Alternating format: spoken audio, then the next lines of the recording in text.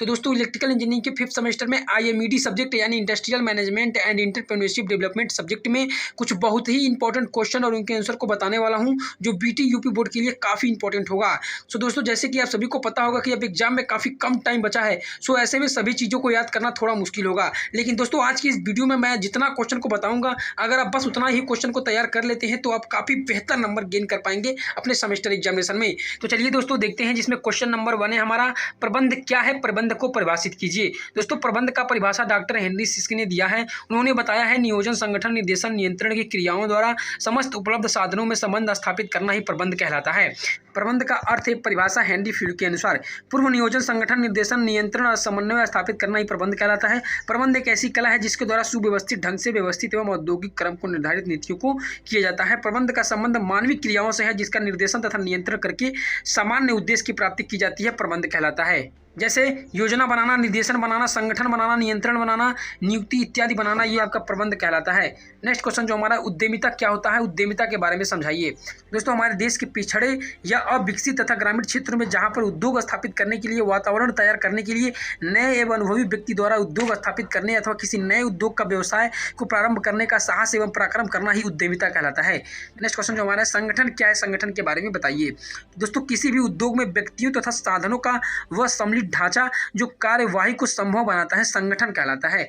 Next question जो हमारा है, अभिप्रेरण या प्रोत्साहन क्या है, इसके बारे में बताइए। दोस्तों प्रोत्साहन या अभिप्रेरण एक ऐसी प्रक्रिया है जिससे अमुक व्यक्ति में कार्य करने की तीव्र इच्छा शक्ति जागृत होती है और वह अपनी सामर्थ्य और शक्ति का प्रयोग नियंत्रण रखने हेतु प्रयुक्त की जाती है, अभिप्रेरण या प्रोत्साहन कहलाता है। नेक्स्ट क्वेश्चन जो हमारा है, नियंत्रण क्या है, नियंत्रण के बारे में आप क्या समझते हैं, इसके बारे में बताइए।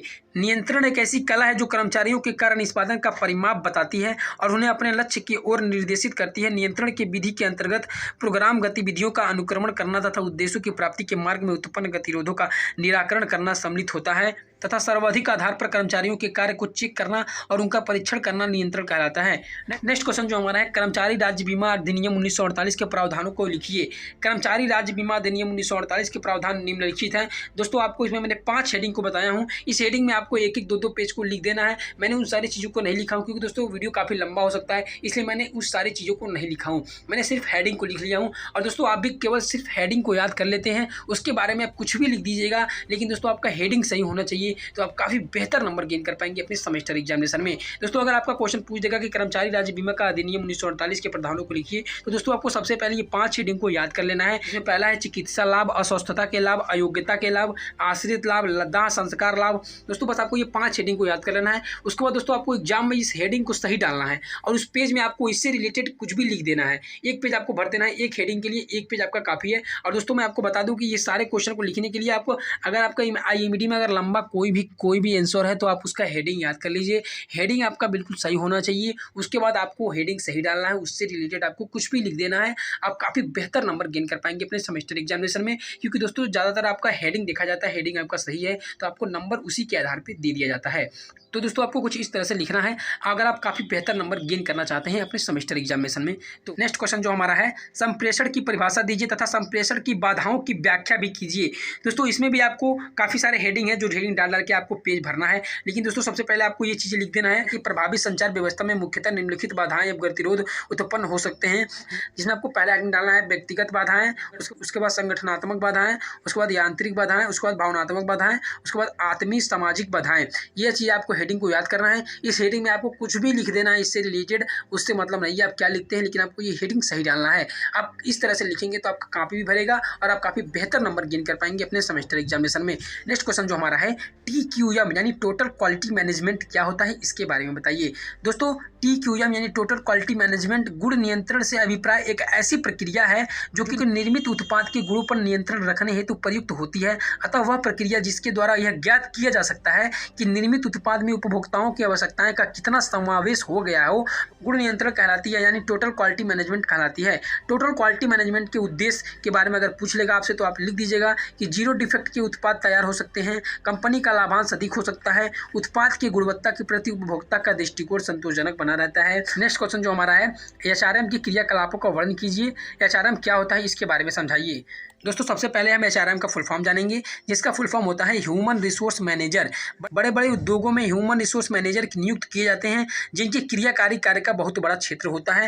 दोस्तों इसमें लिखने के लिए तो आप और भी सारी चीज़ों को लिख सकते हैं, लेकिन दोस्तों मैंने बिल्कुल शॉर्टकट तरीके से इतना बताया हूँ। नेक्स्ट क्वेश्चन जो हमारा है EOQ क्या होता है, इसके बारे में बताइए। दोस्तों सबसे पहले हम EOQ का फुल फॉर्म जानेंगे, जिसका फुल फॉर्म होता है इकोनॉमिक ऑर्डर क्वांटिटी। किसी उत्पाद के निर्माण के लिए आवश्यक पदार्थ की मात्रा ही मितव्ययी आदेश मात्रा कहलाती है, यानी EOQ इकोनॉमिक ऑर्डर क्वांटिटी कहलाती है। उदाहरण के लिए एक उद्योग जो कि बोल्टों का निर्माण करता है, EOQ कहलाता है। नेक्स्ट क्वेश्चन जो हमारा है, कारखाना अधिनियम 1948 की विशेषताएं के बारे में बताइए। तो दोस्तों कारखाना अधिनियम 1948 कारखाना अधिनियम फैक्ट्रियों की कार्यकारी दशा का नियंत्रण करता है, कामगारों की हितों का सुरक्षा प्रदान करता है तथा उनके कल्याणकारी उद्देश्यों की रक्षा करता है। कारखाना अधिनियम के मुख्य विषय क्षेत्र निम्नलिखित हैं: कर्मचारियों का सुरक्षा एवं स्वास्थ्य करना, स्वच्छता तथा कार्य की दशा, कर्मचारियों का कल्याण, अवकाश तथा वेतन आदि इत्यादि चीजें आपको इसमें हेडिंग डालकर पेज को भर देना है। इस तरह आप हेडिंग डालकर अगर लिखेंगे तो काफी बेहतर नंबर गेन कर पाएंगे। नेक्स्ट क्वेश्चन जो हमारा है, भारत सरकार में रोजगार व उद्यमिता से आप क्या समझते हैं, इसके बारे में बताइए।